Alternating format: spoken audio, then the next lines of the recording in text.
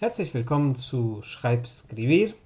Esta es la cuarta y última parte de nuestro taller de escritura para alemán curiosos, auspiciado por el Instituto Goethe, por la biblioteca del Instituto Goethe en Buenos Aires. Y hoy vamos a hablar de los idiomas dentro del idioma. ¿Qué significa eso? Hemos visto en la parte anterior los textos que se esconden ya dentro de texto dado y hoy vamos a ver distintas prácticas de abrir el idioma para invitar a otros. Vamos a mirar prácticas, vamos a mirar textos que invitan a idiomas que se abren para transformarse en puntos de reflexión sobre sí mismo, frente a lo ajeno, ¿no? Para extranjerizarse, para hablar con otro, para abrir una conversación, para transformarse. Existen obviamente muchas formas de transformar un idioma pensando en otro, de transformar un idioma vía otro idioma. Y para empezar, miremos unos poemas del poeta argentino Daniel Durán, que son poemas particulares, un género no tan conocido necesariamente por todos, eso es la poesía de ciencia ficción, ¿no? La ciencia ficción la conocemos más que nada en series, películas, novelas, pero sin embargo también existe la poesía de ciencia ficción. Y bueno, Daniel Durán ha escrito un libro que se llama El terrible Kretsch, hace unos años, y eso les quiero mostrar porque eso está escrito claramente en castellano. Sin embargo, ¿no? Si leemos ya el primer poema que se llama El monstruo de Ploymiren, ¿no? Si no fuera de Ploymiren, ¿de qué sería? Se preguntan todos. Agua negra de las constelaciones oscuras nos arroja placas, jadeamos de su motor, nos vamos a morir de sus perfumes. Con un ataque así que rota, nunca se sabe de quién es la derrota. Esta bestia loca nos desata. ¿Por qué les muestro ese poema? Primero porque nos encontramos claramente con un material, con una palabra que no sabemos muy bien qué es, ¿no? El ploimiren. No sabemos qué es el ploimiren y en el poema ocurre lo contrario, ¿no? Los que están ahí se preguntarían de qué sería el monstruo si no fuera de Ploymiren. Entonces acá ya tenemos la situación, acá se abre el castellano para incluir una palabra desconocida, ¿no? Que en este caso es un material desconocido y el poema graciosamente invierte esa situación dentro del poema, eso está conocido, es conocido, se sabe lo que es el Ploymiren y es lo único que se conoce, ¿no? Si no fuera de Ploymiren, ¿de qué sería? Entonces tenemos acá un punto en el que el lenguaje invita a algo desconocido, algo ajeno y se abre, nos obliga a pensar. Y eso es algo de otro planeta, ¿no? Acá estamos frente a una situación de ciencia ficción justamente y nos encontramos con elementos desconocidos porque son de otro mundo, ¿no? Y así en todos estos poemas aparecen estos elementos, ¿no? Las rotadoras, por ejemplo, que ciertamente son unas máquinas, ¿no? Pero no sabemos muy bien cómo son esas máquinas, las rotadoras, tenemos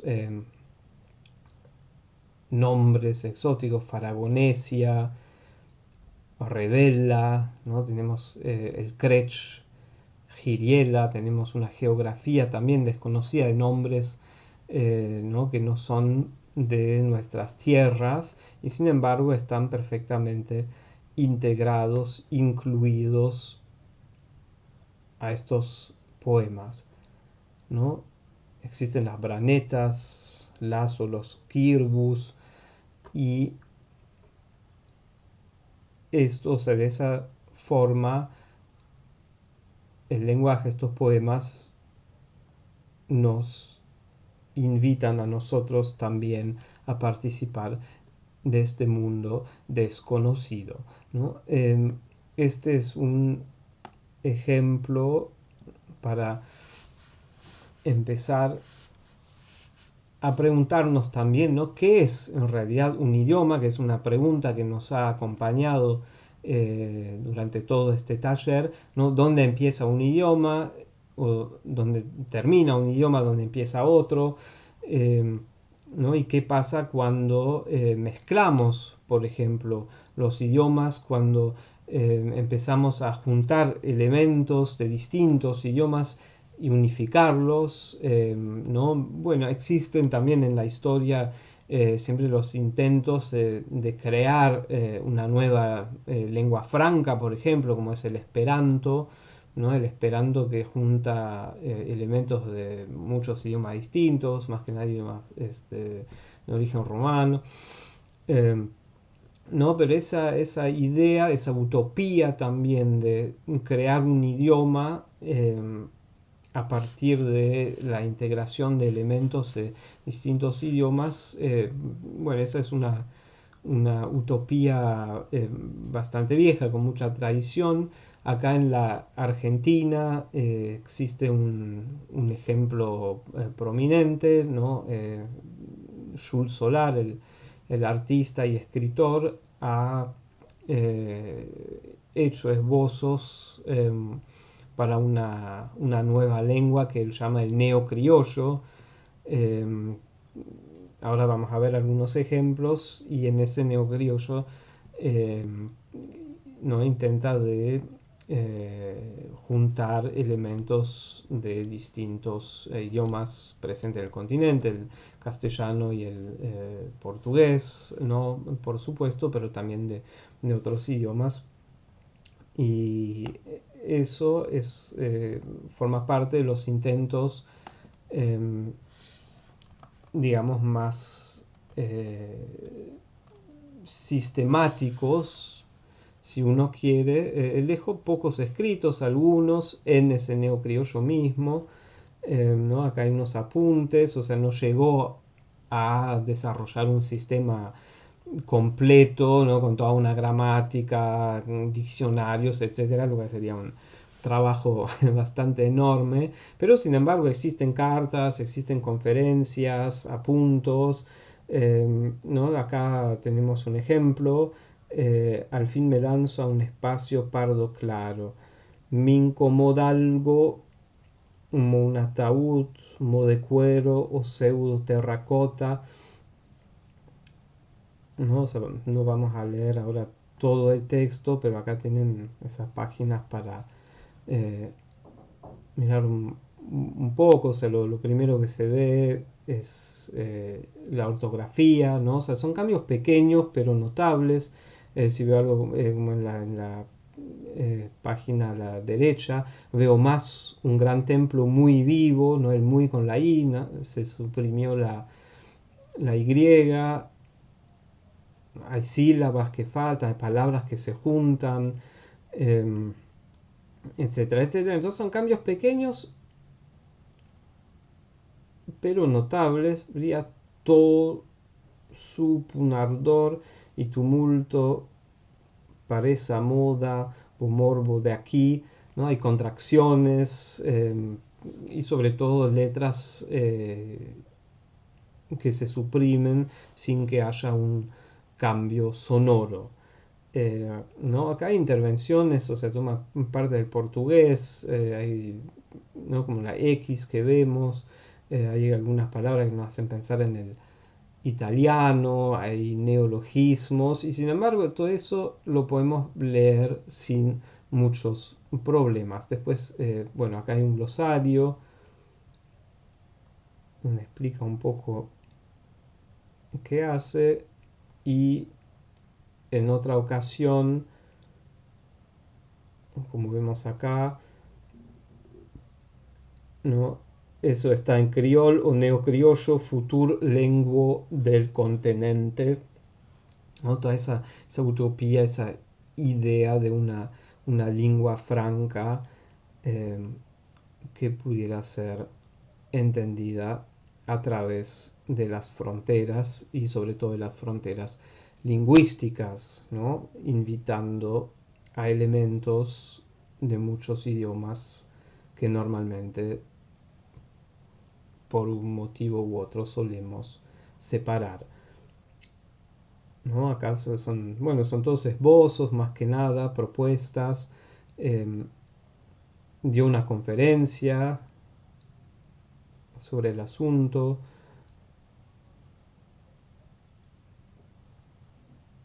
ahí explicando un poco de cuáles idiomas se nutre, ¿no? Ahí abajo dice, este es el programa mínimo mejorable de mejoras en español. También hay una, una idea de mejorar un idioma, ¿no? Y bueno, y ahí se pone bastante preciso hablando de cómo transformar las conjugaciones, que se puede tomar, por ejemplo, del portugués o incluso del ruso, eh, del inglés, ¿no? Participio pasivo y pretérito perfecto en you, casi como el perfecto en inglés, ¿no? Saca del italiano, del portugués, etcétera, etcétera, ¿no? Uno podría detenerse bastante tiempo analizando todo esto, pero eso va como muestra de ejemplo de abrir un idioma, en este caso el castellano, a otros para, como propone, bueno, Jules Solar dice, para mejorarlo, ¿no? Para que pueda ser probablemente más entendible para muchas personas, para que pueda ser algo más universal y al mismo tiempo, bueno, también está una propuesta política desde ya, ¿no? El neocriollo para que se diferencia claramente de, del español de España. Así que ya vemos que, como siempre, todos los temas lingüísticos son muy políticos, es imposible no pensar en dimensiones políticas, estamos con temas geográficas, geopolíticas, ¿no? La lengua, la lingüística, la literatura siempre tocan o tratan esas dimensiones, sobre todo cuando se abren. Eh, bueno, la apertura de un idioma a otro es más visible cuando tenemos palabras explícitas, ¿no? O sea, en el caso acá que estamos viendo de Jules Solar, del neocriollo, ¿no? Eso es un caso ya bastante complejo. Hemos visto esos textos ¿no? que juntan dimensiones gramaticales, léxicas, morfológicas, de varios idiomas, ¿no? Desentramar eso, meterse con eso es bastante complejo, un poco más inmediato, parecido, o sea, como lo hemos visto, por ejemplo, en el caso de los poemas de ciencia ficción de Daniel Durán, donde hay palabras sueltas, nombres sueltos, ¿no? Que nos hacen detenernos en ellos. Desde luego también existe la posibilidad de invitar no palabras o términos extraterrestres, pero por ahí también ajenos de otro idioma dentro de un poema. Eso lo ha hecho, por ejemplo, el poeta argentino Héctor Piccoli en el poema que vamos a mirar ahora. Como verán, este poema tiene dos colores, ¿no? Tiene rojo y negro. A primera vista se ve un poco confuso, tal vez, hasta que nos damos cuenta de que lo que está escrito en rojo son palabras en alemán y lo que está en negro es de algún modo castellano, no completamente. Si leo, yo puedo leerlo rojo todo junto, ¿no? Haciendo la excepción de la primera sílaba, que es früh, y si hago eso, me da Frühling der Seele, ¿no? Que son tres palabras, significan primavera del alma. Sin embargo, no puedo hacer exactamente lo mismo solo con lo negro, ¿no?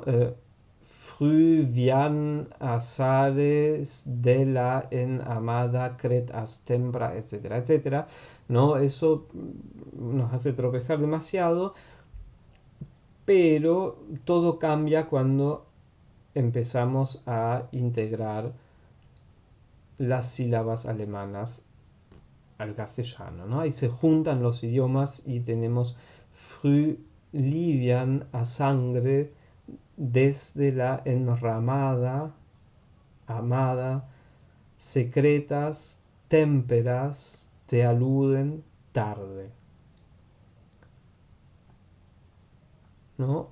Eso es hecho con mucha maestría, pero acá es una forma muy linda, ¿no? De cierto modo sencilla en el sentido de que se opera con pocas palabras y la integración es hermosa, ¿no? Son sílabas, grafemas, letras sueltas que mantienen su sentido en el idioma del que son tomados, en ese caso el alemán, y al mismo tiempo estos elementos les regalan, ¿no? Parte, o sea, forman parte del otro idioma, del castellano, ¿no? O sea, hay livian o sangre, ¿no? Ahí los dos idiomas, ambos idiomas se encuentran perfectamente entretejidos, ¿no? Acá no puedo ya decir que lo escrito en rojo es solamente alemán. Tampoco lo escrito en negro es enteramente castellano, ¿no? Porque son palabras justamente entrecortadas. Entonces, acá encontramos una relación muy linda, muy íntima también en esa mutua apertura, ¿no? En regalándose los idiomas partes de sí mismas al otro, ¿no? Esa es una forma muy poética de mezclar distintos idiomas para obtener un texto espectacular que nos conmueve, ¿no? Esa es una práctica no fácil, ¿no? Pero completamente factible, ¿no? Se puede operar con un verso de un poema alemán, ¿no? Ese está, me olvidé decir, dedicado a Georg Trakl, Frühling der Seele, también una cita está ahí entre comillas, y, y bueno, eso es algo que se puede hacer entre varios, o sea, potencialmente, ¿no? O sea, todos los idiomas que compartan de algún modo sonidos y grafemas, ¿no? Todos se prestan para empezar a entretejer sus palabras. Algo un poco distinto, pero también invitando palabras que forman parte de varios idiomas al mismo tiempo, lo hizo la poeta alemana Uliana Wolf. En otra ocasión ya hemos hablado de los falsos amigos y ella escribió todo un libro que se llama Falsche Freunde, falsos amigos. Bueno, Uliana escribe bastante entre el alemán y el inglés. A ver si podemos agrandar un poco. Y esto lo vemos ya en lo que sería el título de ese libro. Es un libro maravilloso, ordenado organizado alfabéticamente, o sea, por cada letra hay un poema. eh, Salió en la editorial Lux Books. Y acá ya vemos arriba las palabras que de algún modo podrían ser llamadas falsos amigos, porque, porque son palabras que tanto podrían pertenecer al léxico alemán como al léxico del inglés, con sentidos distintos, ¿no? O sea, como fall, que puede ser la caída, o que puede ser el caso en alemán, un imperativo, caete, ¿no? Y en inglés obviamente también puede ser caerse, pero también puede ser el otoño, falls, ¿no? Que en alemán puede ser en el caso de, o en inglés pueden ser las caídas o los otoños, fast, ¿no? Que en alemán es casi, o en inglés rápido, fell, que es un tiempo verbal pasado en inglés, o la piel, ¿no? La piel de los animales en alemán, y flog o flog, y así se compone el poema, y encontramos estas palabras en el poema, y el poema donde aparecen estas palabras no se abre a ambos idiomas. Empieza de hecho en inglés: to flog a dead horse. Mein Lieber, ich sag dir, vergeblicher Sport, stell dir stattdessen vor, wir könnten's wieder fliegen sehen, später striemenlos im Stall, im Herbst, in jedem Fall before it fell, gestriegelt und lebendig, unfallswendig, fast wie Wasser über Vers und Hügel, Maß und Tal, dass keiner einen Riegel schöbe vor den Quell, eine Regel, strenge Routen oder was man sonst so schinden pflog. ¿No? Bueno, también sonoramente es un texto hermoso, como nos hemos dado cuenta, pero bueno, todos esos motivos, los dobles, triples, cuádruples sentidos, ¿no? Están ahí evidentemente, y ya dejamos de poder decir en todos los casos, ¿no?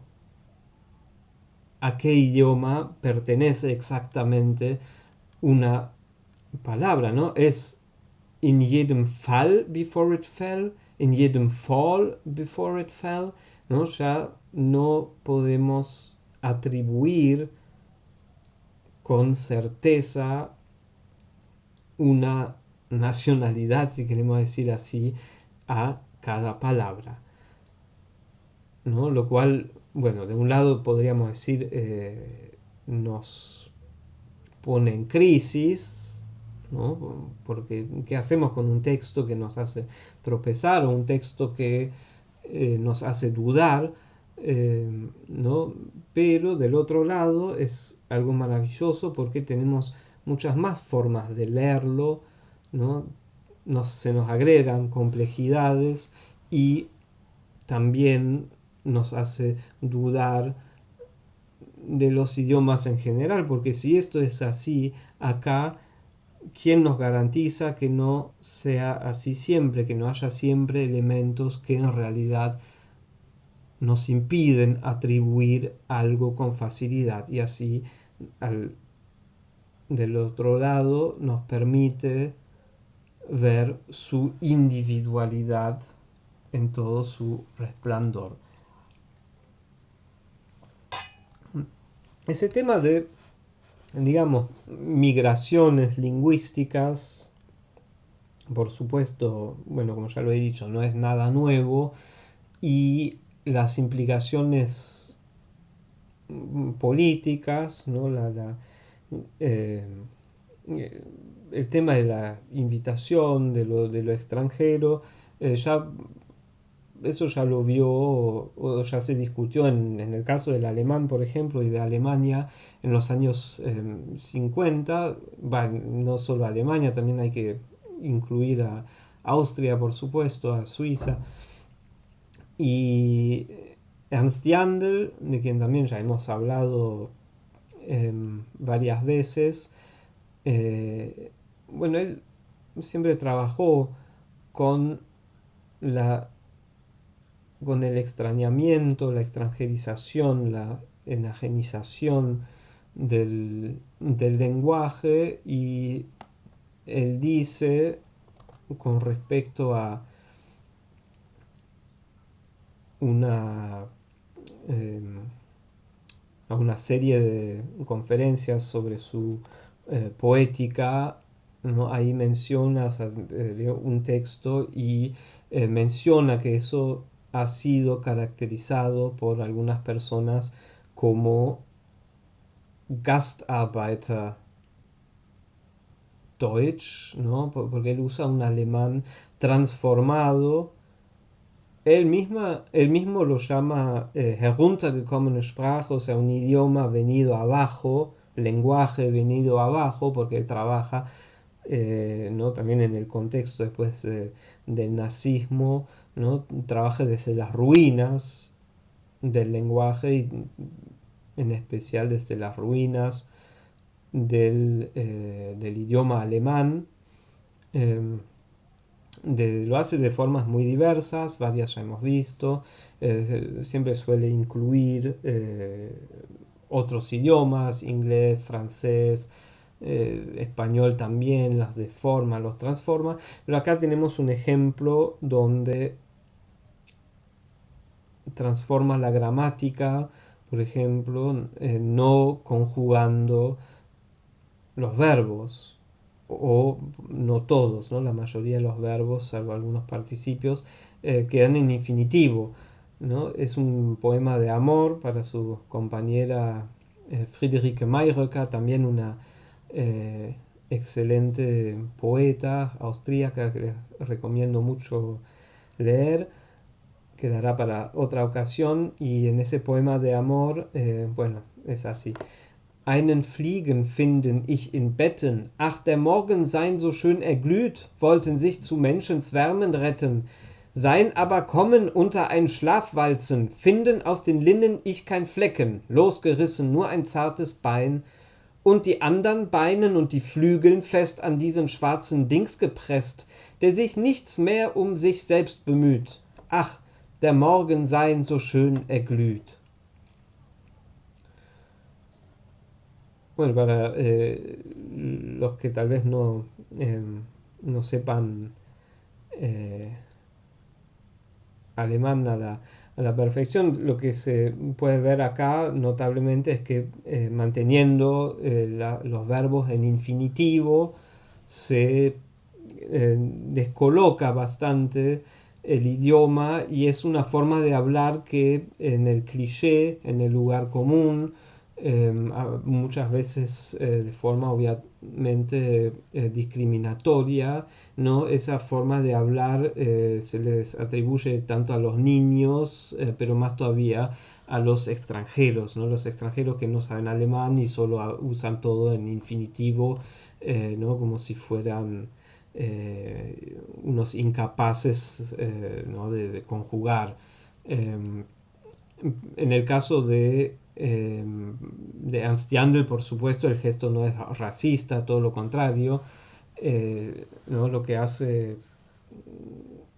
él, más allá de escribir desde las ruinas del alemán, pero reconociendo las ruinas históricas del idioma y de la cultura de esta zona, y al mismo tiempo también reconoce acá una apertura para hacer hablar algo extranjero y algo extraño que ya está dentro del idioma mismo, ¿no? O sea, lo abre, y bueno, en ese caso, en ese poema particular, obviamente no es un poema que les da la voz a un grupo de personas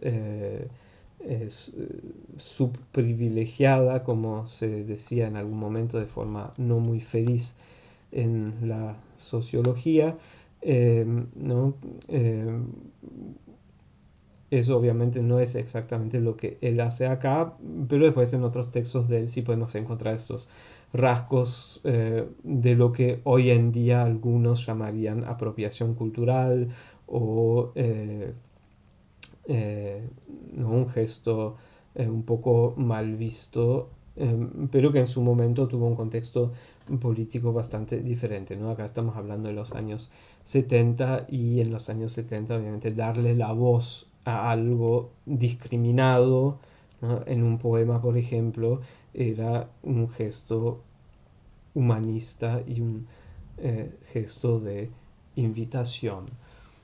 Em, a esto se opone, por ejemplo, o no sé si se puede decir que se opone, pero algo radicalmente distinto lo hace el escritor Feridun Zaimoğlu, un escritor alemán eh, que obviamente habla turco, no, obviamente, o sea, habla turco, y él se fue a entrevistar a personas que viven en los márgenes, ¿no? En este caso hombres que viven en los márgenes de las comunidades turcas en Alemania y que hablan,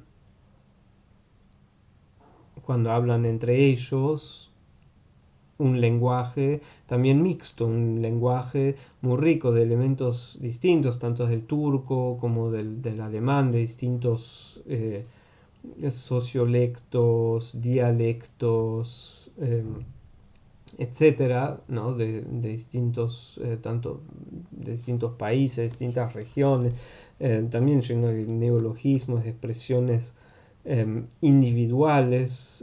Bueno, y él los entrevistó y de ahí recreó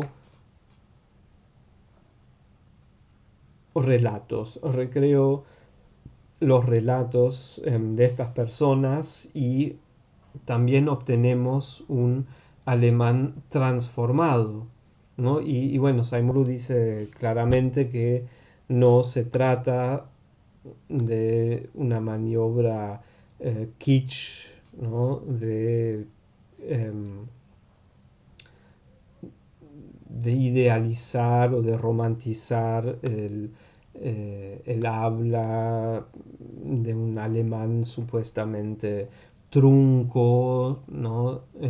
Y de victimizar a los que hablan ese alemán trunco, lo, eh, eh, como ha pasado, ¿no? En la literatura alemana existe cierto, existía a partir de los años 70 cierta rama de literatura de inmigrantes, ¿no? Donde el juego con el alemán o la transformación del alemán no llegaba más allá de la reproducción de los supuestos errores que cometían los inmigrantes al hablar alemán, ¿no? Y eso se romantizaba, y bueno, eso hoy en día está por supuesto mal visto, y la literatura más avanzada ya se encuentra más allá de estos clichés y hace cosas muchísimo más creativas y productivas entre los idiomas, ¿no? Mezclándolos justamente, abriéndolos y abriendo lugares de duda, de reflexión, de contradicciones, ¿no? Lugares también de risa, de gracia, eh, ¿no? Son prácticas muy vivaces, y bueno, eso está muy difícil de traducir, por supuesto. Igual les voy a leer eh, una parte para que tengan una impresión. Eh, Son textos bastante cercanos al rap, por ejemplo, ¿no? Y estas son, como he dicho, recreaciones o reescrituras que hizo Saimoğlu a partir de las entrevistas que tuvo. Pop ist eine fatale Orgie, ein Ding ohne Höre, Weien, und es macht aus jeder Göre aus dem Vorort einen verdammten Zappler und aus jedem Zappler eine runde Null. Es schafft eine Egalität, wo jeder gleich ist und keinen Feinschliff braucht, nur 1000 Träume von Rittern, die olle Jungfrauen wachküssen, 1000 Träume billig zu haben wie ein Pfifferling, 1000 Träume für 'n Appel und 'n Eipreis, 1000 Tropfen Schnaps, dass du, Mann, den zappligen Schlotter kriegst, poppt die große Hure Babylon. Bueno, lo que se puede ver acá es que bueno, también ausencias, ¿no? Está todo escrito en minúsculas, los sustantivos, eso se ve. También hay otra forma que en el alemán común de juntar el, sustantivos compuestos, ¿no? A través de guiones en vez de escribirlo todo junto.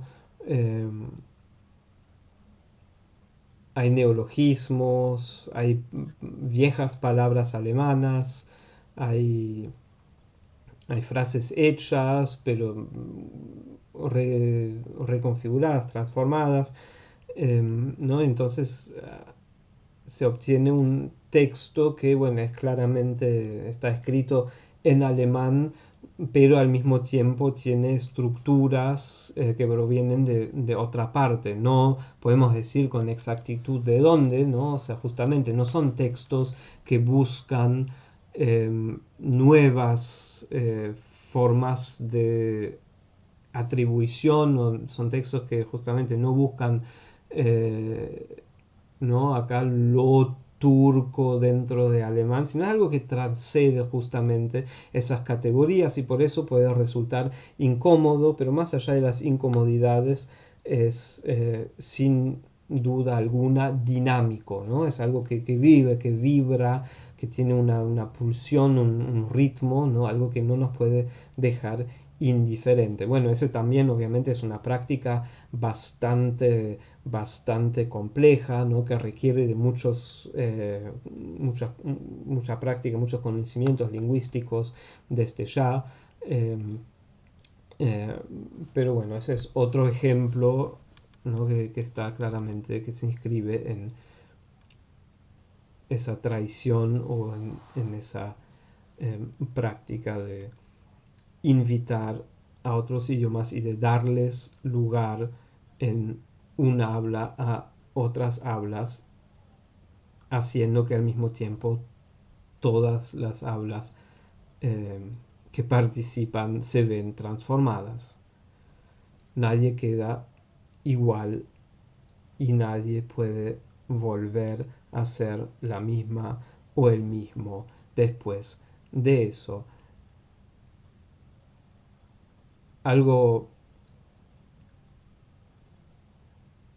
que también se inscribe de cierto modo en esa cuestión de abordar un lenguaje de este otro es un escritor brasileño que vive en Alemania que se llama Sedu Rock o Zedo Rock, como se lo llama en Alemania, y bueno, como lo que hemos visto en el proyecto de Jules Solar del neocriollo, se podría decir de cierto modo que Zedo Rock está trabajando en un neocriollo alemán que él llama Kauderdeutsch. En realidad tiene varios alemanes distintos que está recreando para distintas ocasiones. Está el Siegfriedisch y bueno, el llamado Kauderdeutsch, y en su maravilloso libro Deutsch gut, sonst Geld zurück, que acá les puedo mostrar rápidamente. Ahí lo ven.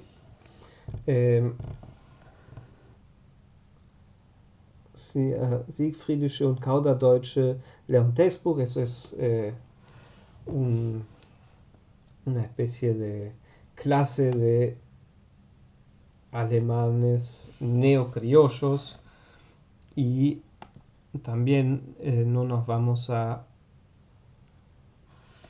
No vamos a entrar demasiado en detalles, pero sí podemos apreciar las prácticas que usa para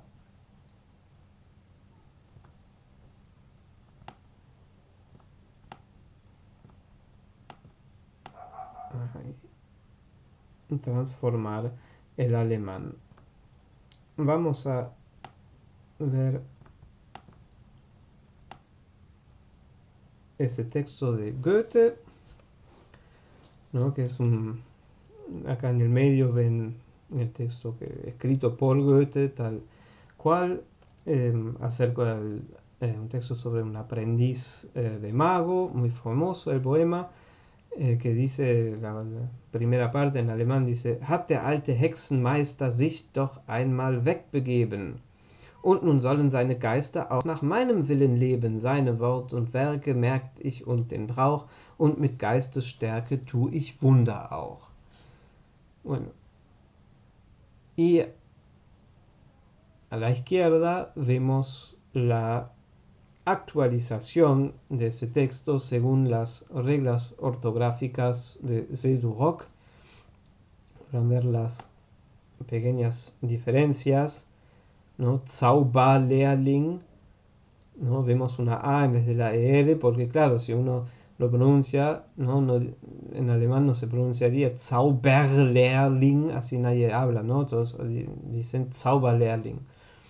Y para un oído no criado, socializado durante mucho, mucho tiempo en el idioma alemán, ¿no? Uno se podría preguntar, bueno, ¿para qué eres si suena como una A? Zauberlehrling, no pierdo nada. También la H para estirar la vocal, etcétera, etcétera, ¿no? Entonces, desde una perspectiva desde otro idioma, en este caso, ¿no? Por un autor brasileño, hay una reforma divertida del alemán, en este caso ortográfica, una reforma ortográfica según o desde otros idiomas, ¿no? Der Zauberlehrling hat der alte Hexenmeister sich doch einmal wegbegeben, ¿no? Acá realmente todo se escribe tal cual debe ser pronunciado, ¿no? Hasta alguien que no sabe nada de alemán podría pronunciar esto, por ejemplo, alguien que habla castellano: Der Zauberlehrling hat der alte Hexenmeister sich doch einmal wegbegeben, ¿no? Está algo cercano de eso. Y bueno, acá también se abren, o el alemán está siendo abierto a otros idiomas. Y el mismo autor Sedurock, en ese libro muy divertido, ¿no? Que se presenta como un curso de idioma con varios capítulos, ejercicios, etcétera, en ese pequeño en esos capítulos, en ese libro, también habla de otros idiomas, de transformaciones del alemán, abriéndose más al francés, al inglés, y también, eso vamos a ver rápidamente, ¿no? Para mostrar que realmente es posible con cualquier idioma, y también es posible incluso cuando uno no habla un idioma, como acá, por ejemplo, en página a la derecha, es un texto que habla de Islandia y bueno, muy poca gente habla islandés. No sé si Sedurock habla islandés, lo dudo, pero sin embargo conoce las idiosincrasias ortográficas del islandés y las aplica al alemán, ¿no? O sea, el islandés que tiene muchos acentos en las palabras, Y's, F's, ¿no? J's, o sea, hay ciertas letras que son más frecuentes en el islandés que, por ejemplo, en el alemán o también en el castellano. Y acá ese es un texto que está escrito en alemán, pero la ortografía está cambiada de modo tal que claramente adquiere rasgos islandeses, ¿no? Por más que yo no sepa islandés, yo puedo ver y no puedo dejar de pensar, ah, acá hay algún elemento islandés, pero lo puedo leer en voz alta en alemán y entenderlo como alemán, ¿no? Como esa palabra, por ejemplo, bueno, acá en, ¿no? Die Verbindung, die den Auspuff von unserem Auto in der Luft gehalten hat, ist gerissen. Wir finden ein Stück Draht, binden es, wie es halt geht und fahren weiter. ¿No? Necesito un poco de imaginación.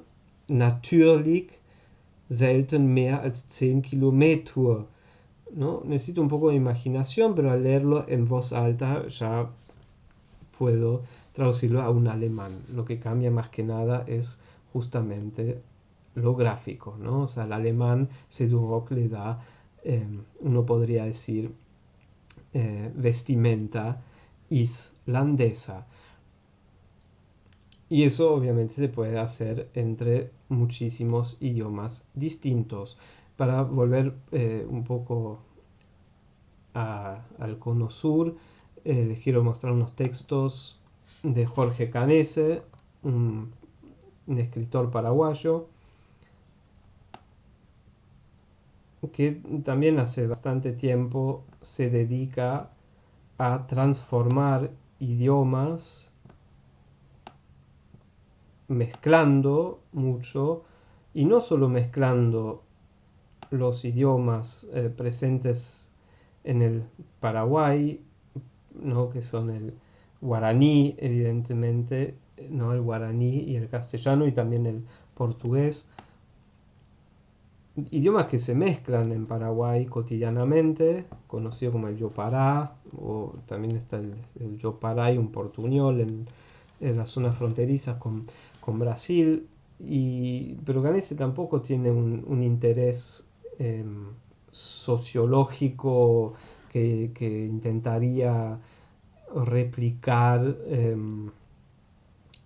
meramente un status quo del habla popular, ¿no? Sino todo lo contrario, parte de esa situación para romper el idioma o no, para no decirlo de manera tan destructiva, ¿no? Para crear también una lengua abierta, una lengua dinámica, una lengua abierta hacia todos los puntos cardinales posibles, que en este caso seguramente son más que 4, y así nos permite unos juegos de asociaciones, de gracia, de chistes, ¿no? Que son bastante únicos. Bueno, acá tenemos vanidad, vanidad de vanidad, vanidad de vanidades. Todo es vanidad. ¿Qué provecho obtiene el hombre de su esfuerzo? Una degeneración viene y otra se va, mas la tierra siempre permanece, sale el sol y es mediodía, es de tarde, sopla el viento y el sol se pone, todos los ríos van al mar, caminan, corren, ríen, se desbordan y el mar sigue siempre igual.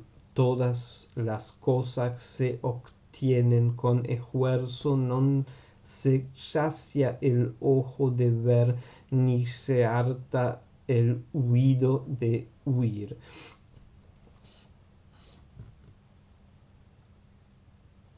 Y ahí podemos contemplar ese texto y leerlo una y otra vez, y siempre vamos a volver a encontrar palabras, juegos de palabras que abren las palabras, o sea, que las despliegan según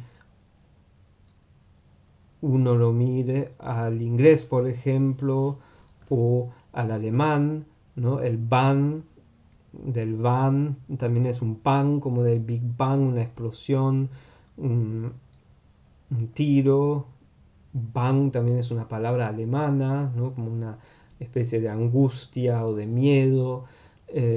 ¿No? Tenemos elementos, ¿no? Como la TH en todos, que no necesariamente es la TH inglesa, también puede ser una referencia a la vieja TH alemana que se ha oprimido en algún momento. Encontramos la K, que en castellano no existe, en el guaraní sí se usa. Existe en el castellano, pero es mucho menos frecuente, quiero decir, ¿no? Caminan desde luego, no se escribe con K.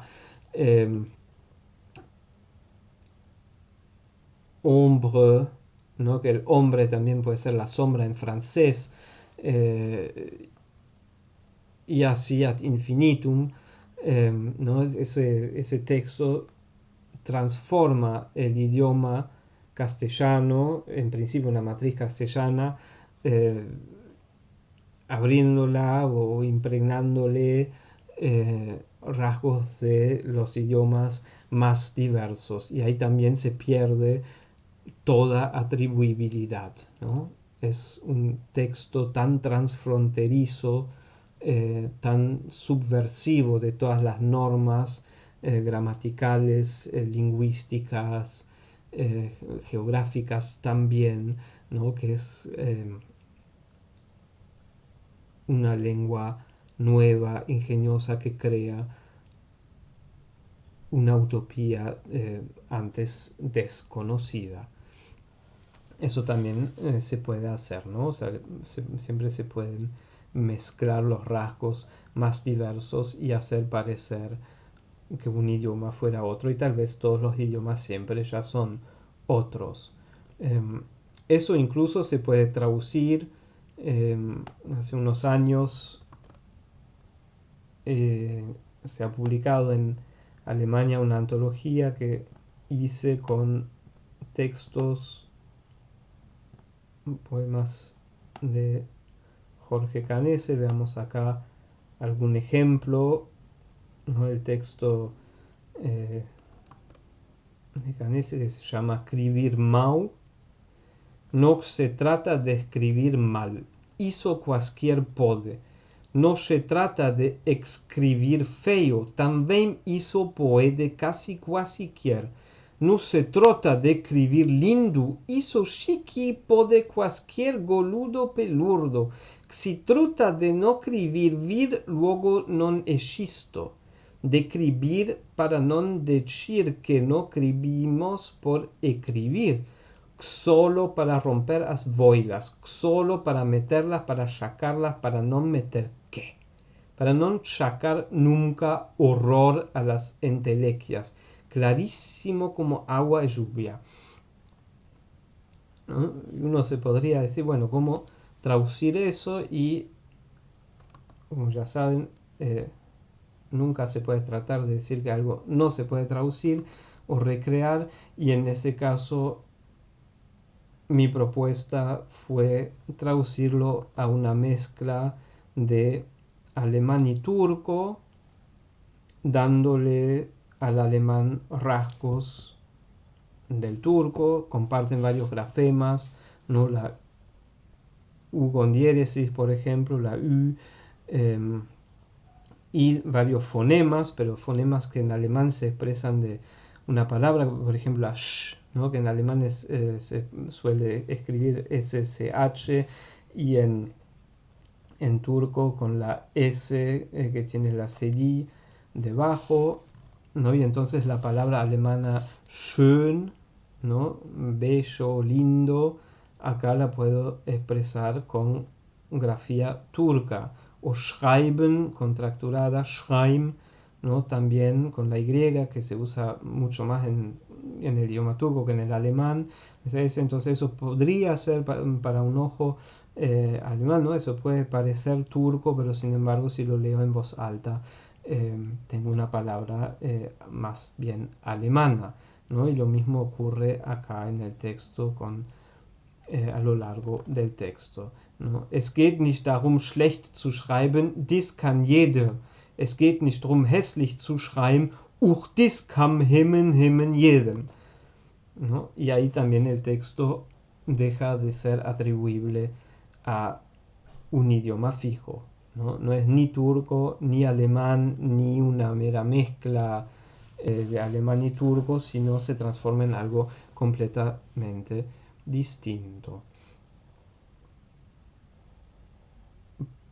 Bueno, para terminar, les quiero mostrar un ejemplo más para incluir idiomas, que también ese por ahí es el más accesible, ¿no? Si quieren ponerse a experimentar un poco, a escribir en otros idiomas, que es con la ayuda de máquinas, ¿no? Algo que probablemente ya les haya pasado sin que haya sido su propósito, ¿no? Que gracias a, las, a los programas de autocorrección, ¿no? De sus celulares, por ejemplo, o de sus tablets, que hayan escrito cosas que en realidad no han querido escribir. Y eso se vuelve más raro, más problemático todavía cuando el corrector está escribiendo en otro idioma que nosotros.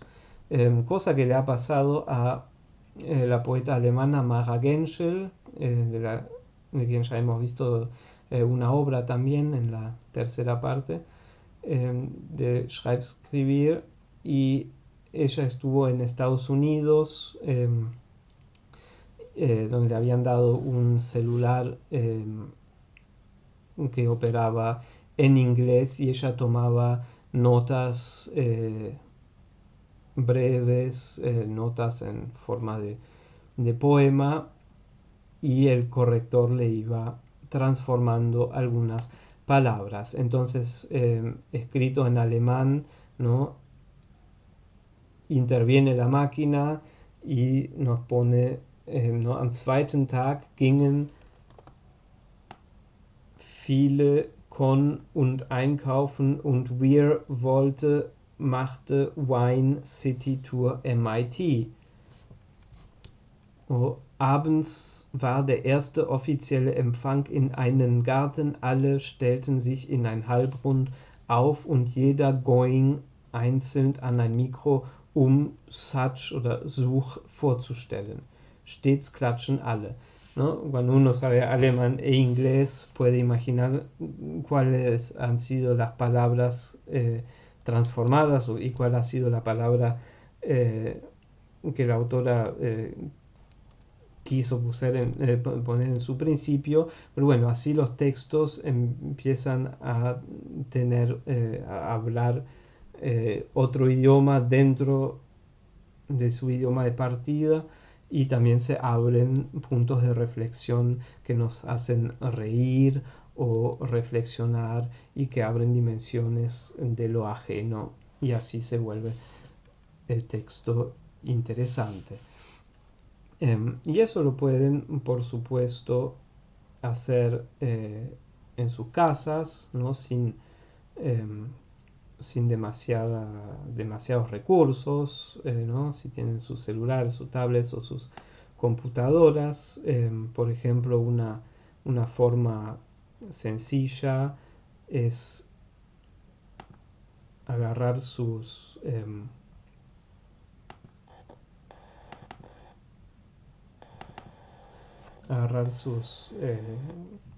dispositivos, y pueden abrir un procesador de texto y pueden poner, en este caso, si quieren, por ejemplo, escribir un texto en alemán, sin que sea necesario que sepan perfectamente alemán, como es la propuesta de este taller, ¿no? Pueden poner el teclado en alemán, así las sugerencias de las palabras les van a aparecer en alemán, la máquina les va a sugerir palabras alemanas, y sin embargo lo que están tipeando es texto en castellano. Acá me divertí un poco con el texto, con un poema famoso de José Martí, Cultivo una rosa blanca. Entonces estoy tipeando este texto, pero elijo palabras que me sugiere la máquina, ¿no? Porque el programa no sabe que yo estoy escribiendo en castellano. Así que la máquina reescribe el poema de José Martí entendiéndolo en otro idioma. Y así cultivo una rosa blanca, ¿no? Gültigkeit uns rosa blanco en julio, como, ahí reconoce curiosamente algo aparentemente en castellano, pero después no, enero me pone Ehring, o sea, y bueno, y puede ser más o menos interesante lo que sale, a veces o sea, aparecen algunas casualidades sorprendentes, pero bueno, para empezar a experimentar o para ¿no? Sincero se transforma en sonderlich, los amigos, sincero los amigos, ¿no? En Ehering, una alianza aparece. eh, pero bueno, esa es una forma bastante sencilla, rápida y prolífica eh, para escribir textos completos en alemán y entretejer idiomas. Bueno, eso al final dio el siguiente poema, ya bastante lejos del original, pero sin embargo es lo que la máquina hizo. Gültigkeit uns rosa blanco, en julio como ein Ehering, parallel so amigos sonderlich wie meine Daten sind Mano Franca. Aber parallel so früh wie meine Strandabschnitte, so Choralzeiten von aus Vigo, Carson nicht privat fiktiv, fiktiv oder lassen rosa blanche.